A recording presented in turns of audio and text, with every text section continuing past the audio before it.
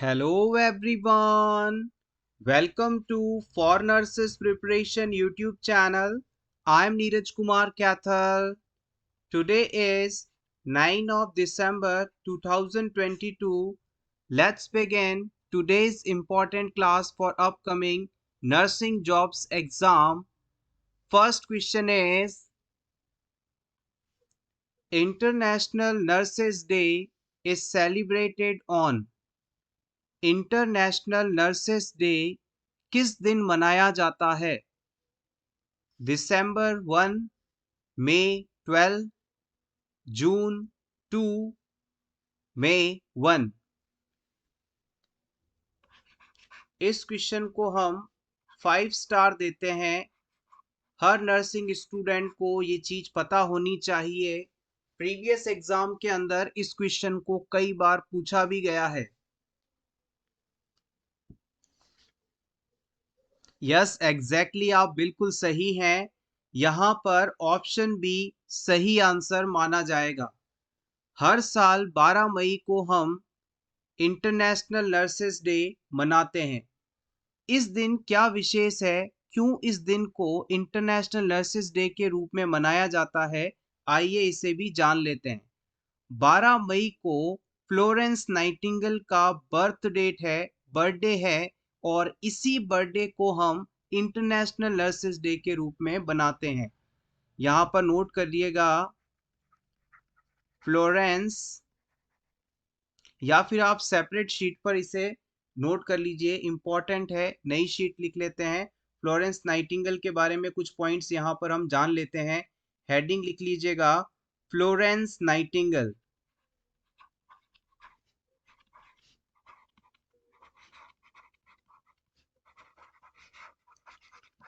Florence Nightingale से क्या क्या क्वेश्चंस पूछे जा सकते हैं? सबसे पहले तो इनका जन्म कब हुआ था और कहाँ हुआ था, तो नोट करिएगा 12 मई को इनका जन्म हुआ था और कहाँ हुआ था, तो आप बता सकते हैं फ्लोरेंस शहर, इटली में। इटली देश के अंदर फ्लोरेंस नामक जगह पर 12 मई के दिन फ्लोरेंस नाइटिंगेल का जन्म हुआ था। इन्हें आप मदर या फादर ऑफ नर्सिंग के रूप में जानते हैं और इन्हीं के बर्थडे को हर साल इंटरनेशनल नर्सेस डे के रूप में मनाया जाता है। इस चीज को भी आप नोट कर लीजिएगा, जो कि इस क्वेश्चन में भी पूछा गया था। यहाँ से फिर पूछा जा सकता है कि इनकी डेथ किस दिन हुई थी, तो आप याद रखेंगे 13 अगस्त 13 अगस्त 1910 1910 13 अगस्त 1910 को इनकी डेथ हुई थी। और कहाँ हुई थी, तो आप बता सकते हैं लंदन, इंग्लैंड के अंदर। इंग्लैंड देश के लंदन शहर में 13 अगस्त 1910 को इनकी मृत्यु हुई थी और 12 मई 1820 को इटली के फ्लोरेंस शहर में इनका बर्थ हुआ था। ये चीजें इंपॉर्टेंट हैं। इसके अलावा फ्लोरेंस नाइटिंगेल को हम लेडी विथ द लैम्प के नाम से जानते हैं। लेडी विथ द लैम्प ऐसा क्यों कहा जाता है? क्योंकि क्रीमियन वॉर के दौरान घायल सैनिकों की इन्होंने बहुत ज़्यादा केयर की थी, उन्हें मेडिकल सपोर्ट दिया था। साथ ही साथ रात के समय जब वो हॉस्पिटल वार्ड का राउंड करती थी, तो उनके पास लालटेन हुआ करती थी, लैंप हुआ करता था और इसी वजह से उन्हें लेडी विद द लैंप कहा जाता है। फ्लोरेंस नाइटिंगेल को हम ब्रिटिश नर्स के रूप में जानते हैं। नोट करिएगा, यहाँ से प्रीवियस एग्जाम में इन सभी टर्म्स को पूछा गया है। इन्हें हम ब्रिटिश नर्स के रूप में जानते हैं, मदर ऑफ नर्सिंग के रूप में जानते हैं, फादर ऑफ नर्सिंग के रूप में जानते हैं, लेडी विद द लैम्प के रूप में जानते हैं। इन्हें हम स्टैटिशियन के रूप में भी जानते हैं। इन्हें हम सोशल रिफॉर्मर के रूप में भी जानते हैं और इसके अलावा इन्हें foundational philosopher of modern nursing के रूप में भी जानते हैं।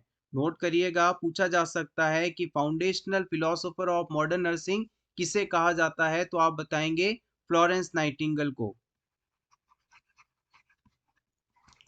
Foundational philosopher of modern nursing. यहां से ये सभी पॉइंट्स आपके लिए इंपॉर्टेंट रहेंगे। आप चाहें तो इसका स्क्रीनशॉट ले लें या फिर नोट डाउन कर लें। Next question, all of the below are signs of cardiopulmonary arrest। अगर किसी क्लाइंट को कार्डियोपल्मोनरी अरेस्ट हो जाता है तो उसमें कौन सी फाइंडिंग देखने को नहीं मिलती, ये आपको सेलेक्ट करना है। Option A, constriction of pupil. Option B, immediate loss of consciousness. Option C, dilation of pupil. Option D, absence of pulse.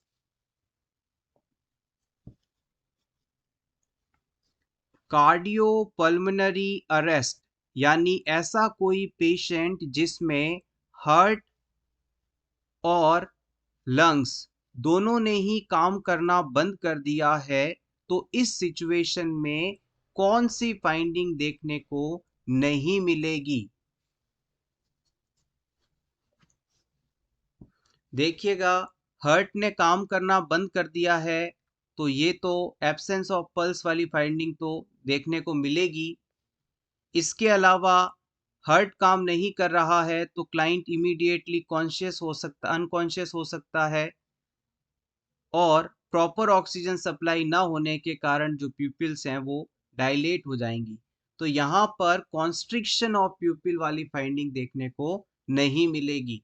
Constriction of प्यूपिल किससे संबंधित है आपसे यदि पूछ लिया जाए तो आप कह सकते हैं ये ओपियोइड्स से संबंधित है। ओपियोइड्स की पॉइजनिंग होने पर, यानी कोई नशीला पदार्थ यदि खाता है, नशे की आदत जिसे होती है ओपियोइड सब्सटेंस से, उसकी ओवरडोज होने पर आंखों की पुतली यानी प्यूपिल्स सिकुड़ जाती हैं, कॉन्स्ट्रिक्ट हो जाती हैं। और ओपियोइड पॉइजनिंग होने पर एंटीडोट क्या इस्तेमाल करेंगे आप? कमेंट सेक्शन में टाइप करिएगा, बताइएगा। ओपियोइड पॉइजनिंग होने पर एज अ एंटीडोट क्या इस्तेमाल कर सकते हैं आप? यस, एग्जैक्टली, यहाँ पर आप नारकेन का इस्तेमाल करते हैं, या फिर इसे आप नैलोक्सोन भी कह सकते हैं। इनमें से नैलोक्सोन या नारकेन दोनों का इस्तेमाल करके आप ओपियोइड पॉइजनिंग को ट्रीट करते हैं, एंटीडोट के रूप में इस्तेमाल करते हैं। एक बार फिर से देखिएगा, कार्डियोपल्मोनरी अरेस्ट होने पर पेशेंट अचानक से बेहोश हो जाता है यानी लॉस ऑफ कॉन्शियसनेस होता है, उसकी आंखों की पुतली फैल जाती हैं, डायलेट हो जाती हैं, और पल्स भी एब्सेंट हो जाती है। ये सभी फाइंडिंग्स देखने को मिलती हैं। और कार्डियोपल्मोनरी अरेस्ट होने पर आप क्या करते हैं?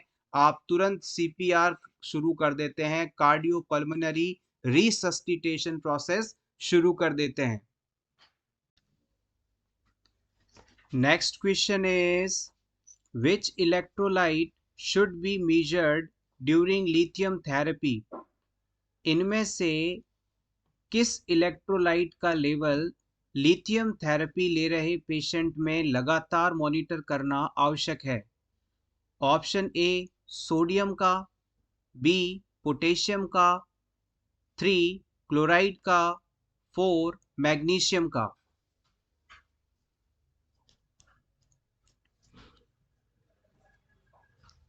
अगर किसी क्लाइंट को लिथियम ड्रग दी जा रही है तो उसमें किस इलेक्ट्रोलाइट का लेवल हमें लगातार मॉनिटर करना आवश्यक है?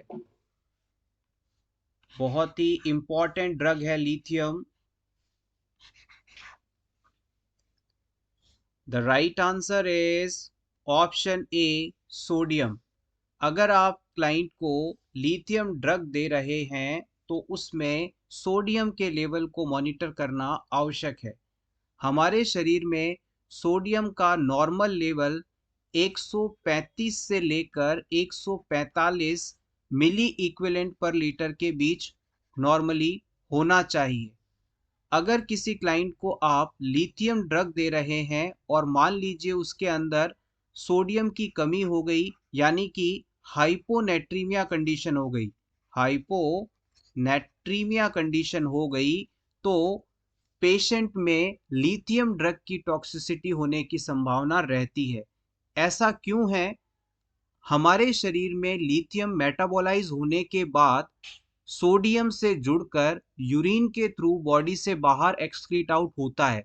अगर मान लीजिए क्लाइंट में सोडियम ही नहीं होगा तो लिथियम बॉडी में बाहर कैसे निकलेगी? अगर लिथियम लगातार बॉडी में इकट्ठी होती रही, इसका लेवल बढ़ता रहा, तो फिर टॉक्सिसिटी सिम्टम्स देखने को मिलते हैं। एक बार फिर से समझिएगा पूरे कॉन्सेप्ट को। अगर कोई पर्सन साल्ट फ्री डाइट पर है या उसमें सोडियम की कमी है, तो कभी भी आप उसे लिथियम ड्रग नहीं दे सकते। या यूं कहें कि लिथियम ड्रग जिन पेशेंट्स में दी जा रही है उनमें लगातार सोडियम के लेवल को मॉनिटर करना आवश्यक है, क्योंकि अगर सोडियम की कमी हुई तो लिथियम ड्रग बॉडी से बाहर नहीं निकाली जा पाएगी, और लिथियम यदि बॉडी में बढ़ती रही तो क्लाइंट के अंदर टॉक्सिसिटी डेवलप हो सकती है। लिथियम ड्रग क्यों इंपॉर्टेंट है, किस चीज के ट्रीटमेंट में इसका इस्तेमाल किया जाता है, तो आप चाहें तो नोट कर सकते हैं। लिथियम ड्रग का इस्तेमाल हम मूड डिसऑर्डर्स के इस्तेमाल में करते हैं। मूड डिसऑर्डर्स जैसे कि मेनिया, जिसमें पर्सन बहुत ज़्यादा एक्साइटेड रहता है, या फिर डिप्रेशन हो सकता है। डिप्रेशन, मेनिया जैसे मूड डिसऑर्डर्स के ट्रीटमेंट में हम लिथियम ड्रग का इस्तेमाल करते हैं। लिथियम ड्रग से एक चीज़ और पूछी जा सकती है कि लिथियम का थेराप्यूटिक लेवल कितना होता है, तो नोट करिएगा, थेराप्यूटिक लेवल, थेराप्यूटिक लेवल इस ड्रग का होता है 0.6 टू 1.2 MEQ पर एल। कई जगह आपको 0.8 से 1.2 भी देखने को मिल सकता है। तो रेंज के लिए मैं कहना चाहूँगा किसी भी पर्टिकुलर लेबोरेटरी की जो रेंज है किसी सब्सटेंस की वो अलग हो सकती है। हर एग्ज़ाम के हिसाब से वैल्यू अलग हो सकती है। आप एग्ज़ाम में दिए गए क्वेश्चन में जो बेस्ट रिस्पॉन्स हो उसे सेलेक्ट करें। हम यहाँ पर लिथियम का नॉर्मल थेराप्यूटिक लेवल बता रहे हैं 0.6 से 1.2 मिली इक्विवेलेंट पर लीटर। आप चाहें तो इसका स्क्रीनशॉट ले लें आपके रिवीजन के लिए। Next question is, nurse obtains vital signs and determines the level of comfort for a patient, which standard of practice is performed? आप हॉस्पिटल में एज अ नर्स ड्यूटी पर हैं, आपने अपने पेशेंट के वाइटल साइंस लिए और उससे कंफर्ट लेवल के बारे में पता किया कि वो कैसा महसूस कर रहा है, कंफर्टेबल है या नहीं। ऐसा करते हुए आप इन चारों में से कौन सा एक्शन परफॉर्म कर रहे हैं? क्या ये असेसमेंट है, डायग्नोसिस है, प्लानिंग है, इम्प्लीमेंटेशन है? बहुत ही बेसिक सा क्वेश्चन है और आपको आना ही चाहिए। पेशेंट्स के वाइटल साइंस लेना और ये डिटरमाइन करना कि वो ठीक है, कंफर्टेबल है या नहीं।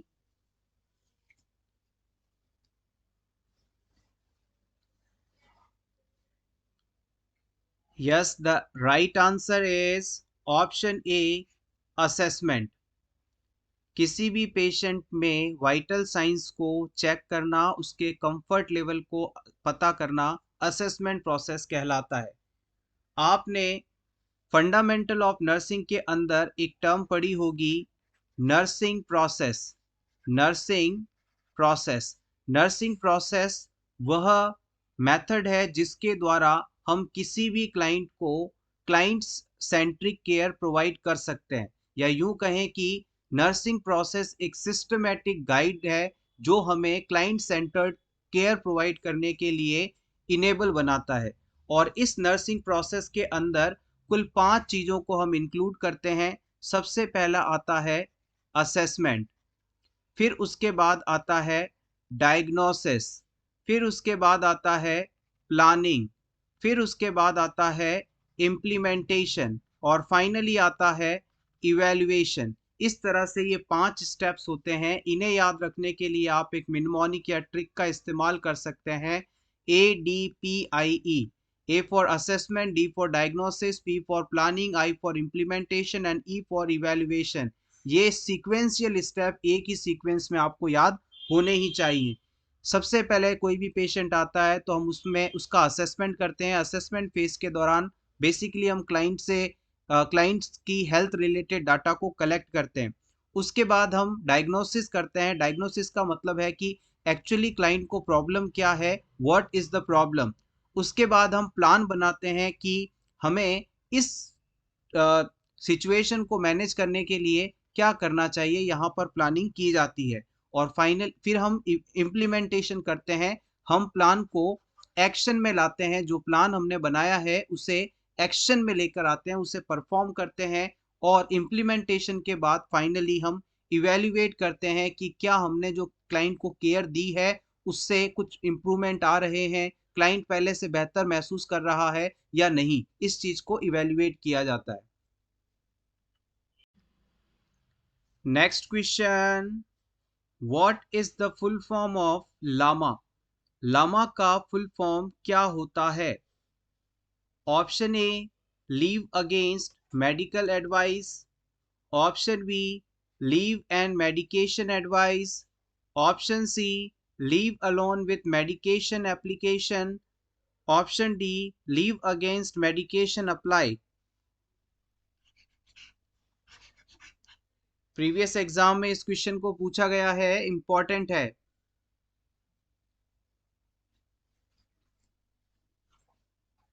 The right answer is option A, leave against medical advice.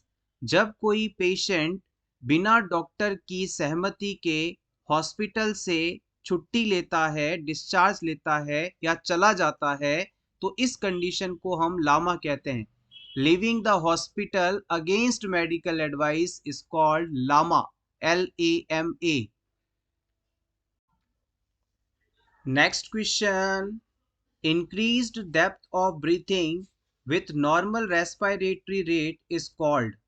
अगर किसी पेशेंट में ब्रीथिंग डीप है और रेस्पिरेशन रेट नॉर्मल है तो इस प्रकार की ब्रीथिंग को आप क्या कहेंगे?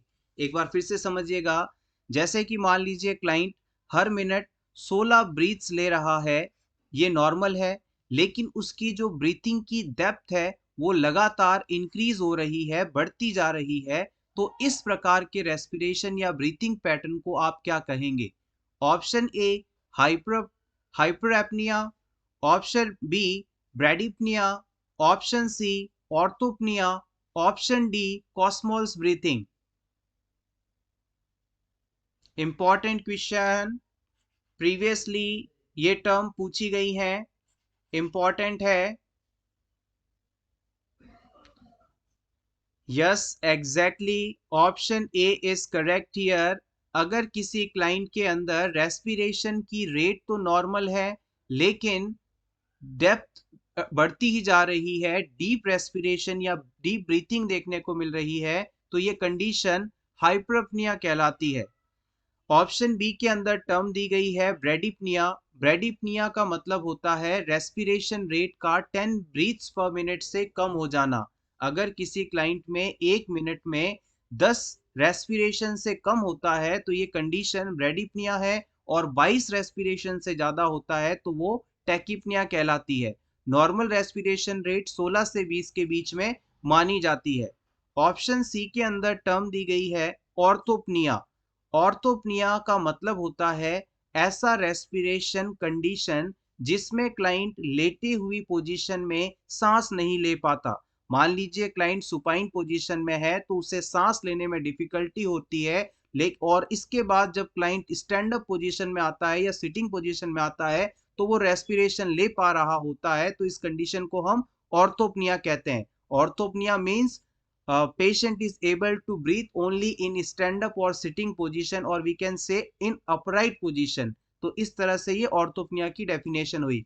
इसके बाद इंपॉर्टेंट है कॉस्मोल्स ब्रीथिंग। ये डायबिटिक कीटोएसिडोसिस कंडीशन में पेशेंट में देखने को मिलती है। इस प्रकार के रेस्पिरेशन के अंदर क्लाइंट बहुत ज्यादा लेबर्ड ब्रीथिंग करता है। Next question, Who was the chairman of Committee on Integration of Health Services? Integration of health services committee के चेयरमैन कौन थे? Option A doctor N Jangalwala, option B mister Kartar Singh, option C doctor M S Chadda, D sir Joseph बोर्ड। Important question for upcoming Rajasthan CHO exam.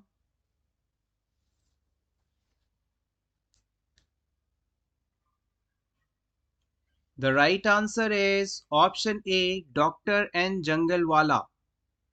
Doctor N Jangalwala committee, जिसे आप committee on integration of health services के नाम से भी जानते हैं। कमिटी यहाँ पर देखिएगा, committee on integration of health services, इसे हम डॉक्टर एन जंगलवाला कमिटी के नाम से भी जानते हैं, क्योंकि इस कमिटी के चेयरपर्सन थे डॉक्टर एन जंगलवाला। और इस कमिटी का जो शुरुआत हुई थी, सेटअप की गई थी ये कमिटी 1964 के अंदर। एक बार फिर से समझिएगा, 1964 के अंदर committee on integration of health services बनाई गई थी और इस कमिटी के चेयरमैन थे डॉक्टर एन जंगलवाला, इसलिए इसे जंगलवाला कमिटी के नाम से भी जाना जाता है। Next question, cleaning of bed sore has to be done from. अगर किसी क्लाइंट को बेड सोर हो जाए तो उसकी क्लीनिंग किस डायरेक्शन में करनी चाहिए? Inner to outer, outer to inner, wound part near to care giver first then further part, none of the above. Important basic question.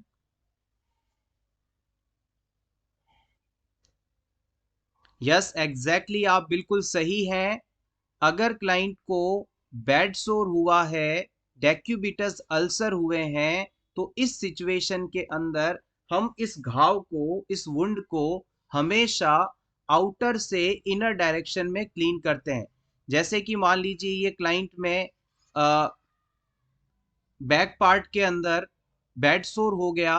अब इस बेड सोर को एज अ नर्स जब आप क्लीन करेंगे, इसकी केयर करेंगे, तो हमेशा इसे क्लीन करते समय क्लीनिंग की डायरेक्शन आउटर साइड से इनर साइड के अंदर होनी चाहिए। पहले बाहर वाले हिस्से को क्लीन करेंगे, फिर अंदर वाले हिस्से को क्लीन किया जाएगा, क्योंकि हमेशा क्लीनिंग का कॉन्सेप्ट होता है less contaminated area to more contaminated area. और इस प्रकार के घाव में, यानी कि डेक्यूबिटस अल्सर में, बेड सोर में जो सेंटर पार्ट होता है, इसे हम बहुत ज़्यादा कंटेमिनेटेड मानते हैं as compare to the periphery area. इसके ऑपोजिट यदि सर्जिकल वुंड है तो उसे अगर आप क्लीन करेंगे तो उसमें इनर टू आउटर डायरेक्शन में क्लीन किया जाता है, बिकॉज सेंटर साइड को हम मोर स्टेराइल मानते हैं as compare to the periphery part. इस कॉन्सेप्ट का याद रखिएगा, आप चाहें तो इसका स्क्रीनशॉट ले सकते हैं। Next question, the nurse is evaluating a patient post-operatively for infection. Which of the following would be most indicative of infection? Operation के बाद पेशेंट में इन्फेक्शन होने पर कौन सी फाइंडिंग देखने को मिलेगी? Option A rectal temperature 100, option B redness, warmth, tenderness in incisional area, option C white blood cells count 8000, option D presence of indwelling urinary catheter।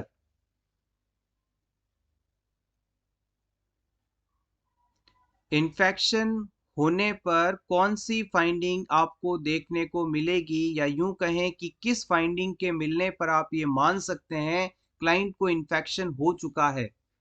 Post operative patient में बात हो रही है यहाँ। Yes exactly, option B is correct here. देखिएगा, rectal temperature 100 normal, WBC count 8000 normal, urinary catheter का लगा होना इन्फेक्शन कंडीशन को नहीं बताता।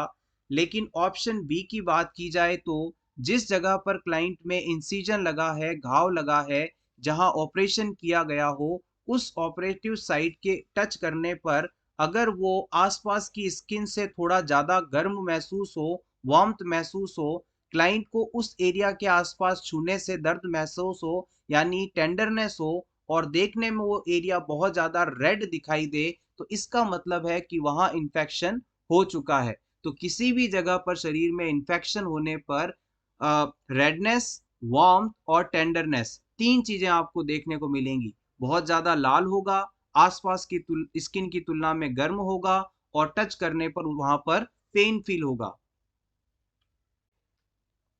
Next question.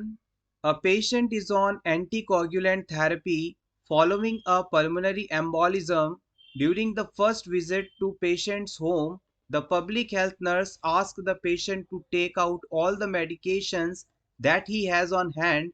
Which medication is cause for concern when taken by patient on anticoagulant? देखिएगा, question बड़ा simple है, लैंग्वेज थोड़ी लेंदी है। आपके पास ऐसा पेशेंट है जिसमें पल्मोनरी एम्बोलिज्म कंडीशन है और इस चीज के ट्रीटमेंट के लिए उसे एंटीकोगुलेंट थेरेपी दी जा रही है। इस एंटीकोगुलेंट थेरेपी के साथ इनमें से कौन सी मेडिसिन यदि पेशेंट ले रहा है तो ये चिंता की बात है। अब आप अपने ऑप्शंस पर गौर करिएगा। ऑप्शन 1 है फेरस सल्फेट जिसे आप आयरन कहते हैं। ऑप्शन बी है acetyl salicylic acid. Option C है आइसोनियाजिड। ऑप्शन डी है फेनेंटाइन।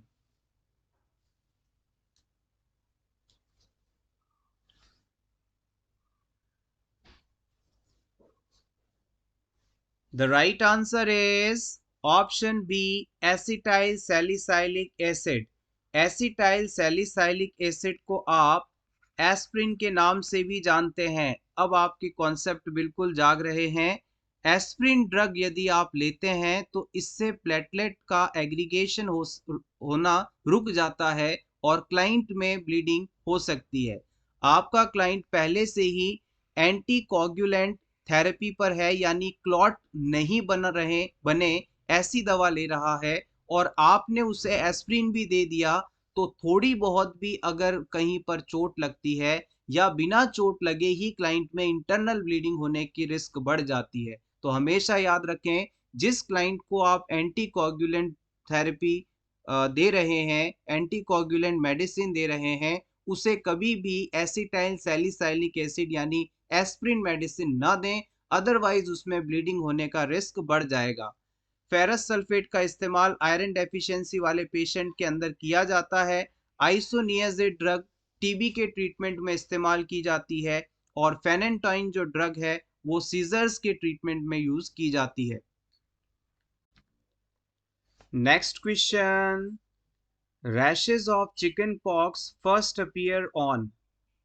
चिकन पॉक्स डिजीज में जो रैशेस शरीर पर बनते हैं, जो दाने शरीर पर निकलते हैं, वो सबसे पहले किस एरिया में निकलते हैं? फेस पर, लेग्स पर, आर्म्स पर, ट्रंक एरिया पर?